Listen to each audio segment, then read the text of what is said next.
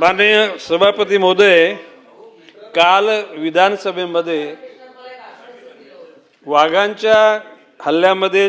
4 महिलांचा मृत्यू झाला याविषयी लक्षवेधी होती आणि त्यावेळेला मी मागच्या अधिवेशनामध्ये सुद्धा माझी भूमिका मांडलेली की एकूणच बिबट्यांची आणि वाघांची संख्या 5 पटीने वाढलेली आहे आणि त्याकरता मी अनाउन्स केलेलं आहे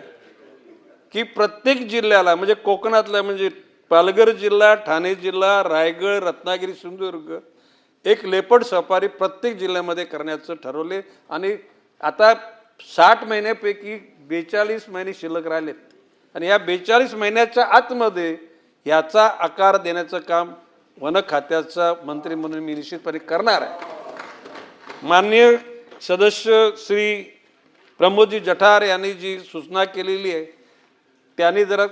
ड्रोनच्या सहाय्यातून जर त्याची जर फोटोग्राफी किंवा व्हिडिओग्राफी मला पाठवलीत तर आत्ताच मी आज बोलतो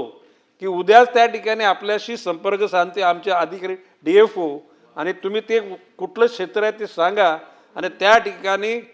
सध्या अटल बिहारी वाजपेयी